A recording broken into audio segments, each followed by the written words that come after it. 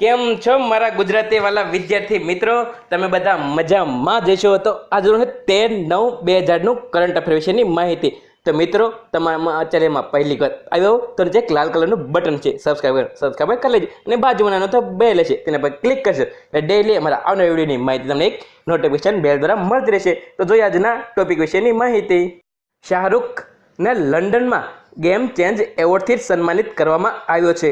શાહરૂખને કયા એવોર્ડથી સન્માનિત કરવામાં આવ્યો છે એ સવાલ પૂછી શકે. તો ગેમ ચેન્જ એવોર્ડથી સન્માનિત કરવામાં આવ્યો છે. હિન્દી સિનેમાને આંતરરાષ્ટ્રીય સ્તર પર પહોંચવાના પ્રયાસ બદલ સન્માનિત કરવામાં આવ્યો છે.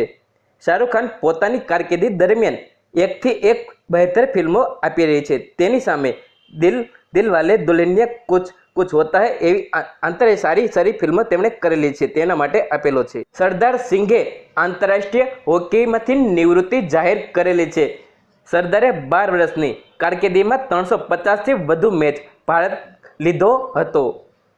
તો સરદાર સિંઘે જે ભારતીય એસટીની ફાઇનલમાં પણ પ્રવેશી શક્યું ન હતું, કારણ કે તેમણે જાહેરાત કરી છે કે હવે આંતરરાષ્ટ્રીય તે હોકીમાંથી તે હવે નિવૃત્તિ લઈ રહ્યો છે. સરદાર સિંઘે ચેમ્પિયન પ્લેયરની તેમણે કઈ ચેમ્પિયન ટ્રોફી જીતેલી છે તેની લિસ્ટ બધું આપેલું છે, તમે જોઈ શકો છો બધી માહિતી.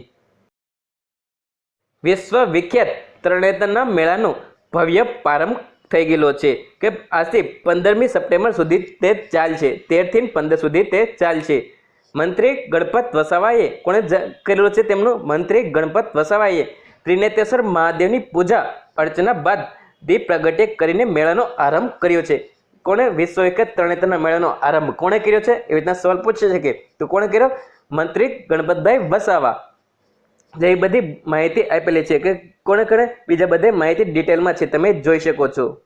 SAFF ફૂટબોલ પાકિસ્તાનને 3-1થી હરાવીને ભારત ફાઇનલમાં પહોંચી ગયું છે. કોને હરાવીને? પાકિસ્તાનને હરાવીને ભારત ફાઇનલમાં પહોંચી ગયું છે.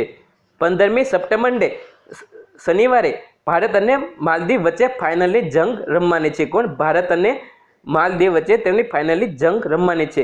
મનવીર સિંઘના 2 અને સુમિત પાસીનો 1 ગોલ સાથે તે ફાઇનલ પાકિસ્તાનને હરાવી દીધું છે.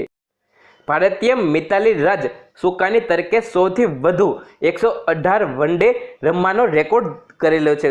કોણ? મિતાલી રાજ જે ભારતીય મહિલા ક્રિકેટ ટીમના કેપ્ટન હતી. તેણે જૂલના 300 વિકેટ લેનારી પહેલી મહિલા ક્રિકેટર પણ છે. તે બંનેના ફોટા તમે ફાઇલમાં ફોટા જોઈ શકો છો કે ભારતીય મિતાલી રાજ અને જુઝલ ગોસ્વામીએ મંગળવારે શ્રીલંકા સામેની અનોખો રેકોર્ડ બનાવીને મિતાલી રાજ સુકાની તરીકે તેમણે નિવૃત્તિ જાહેર કરેલી છે. આજનો ઇતિહાસ. JBH વાડિયા આજે તેમનો જન્મદિવસ છે કે આજે આનંદ કુમાર સ્વામી, અમેરિકન સાહિત્યકાર શેરવુડ એન્ડરસન અને ફિલ્મના પટકથાકાર JBH વાડિયાનો જન્મદિવસ છે. સુરતમાં પારસી રૂઢિચુસ્ત કુટુંબમાં તેમનો જન્મ થયો હતો અને તેમનું મૃત્યુ ક્યારે થયું? 4 જાન્યુઆરી 1986માં. ક્યારે?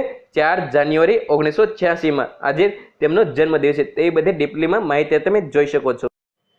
છગ્ગા સાથે પ્રથમ સદી પૂરી કરનારો ચોથો ભારતીય બન્યો રિષભ પંત. કોણ છે? રિષભ પંત કેટલામાં બન્યો છે? ચોથો ભારતીય ખેલાડી બન્યો છે. ઇંગ્લેન્ડ સામેની 5મી ટેસ્ટમાં અંતિમ દિવસે ભારતીય વિકેટકીપર અને બેટ્સમેન રિષભ પંતે ટેસ્ટ કરિયરની પ્રથમ સદી ફટકારી 117 બોલમાં સદી પૂરી કરનારો, પરંતુ સૌથી નાની ઉંમરનો પ્રથમ સદી ફટકારનારો અને બીજો ભારતીય વિકેટકીપર પણ બની ગયો છે. કોણ? રિષભ પંત. આમાંથી પણ ડીપલીમાં બધી માહિતી જોઈ શકો છો. ગઈકાલના કરંટ અફેરમાં મેં સવાલ પૂછેલો હતો, તેનો જવાબ શું છે? અવનીન્દ્રનાથ ટાગોર. તો કયો સવાલ હતો? તે અમારા 12/9/2018ના કરંટ અફેરનો વિડીયો જોઈ શકો છો. અને આજનો સવાલ છે, ગ્રામ પંચાયતની મિટિંગના તારીખ, સ્થળ અને સમય કોણ નક્કી કરે છે? તો આ પંચાયતનો સવાલ છે. તો મિત્રો, તમને અમારો વિડીયો કેવો લાગ્યો? ગમ્યો હોય તો લાઈક કરો, શેર કરો અને અમારી ચેનલને સબસ્ક્રાઈબ કરો. જે નીચે એક લાલ બટન છે, સબસ્ક્રાઈબર તો ફ્રી છે. ખુશ રહો મિત્રો. આજુબાજુ સાફ સફાઈ રાખવી. સ્વચ્છ ભારત. જય હિન્દ. વંદે માતરમ.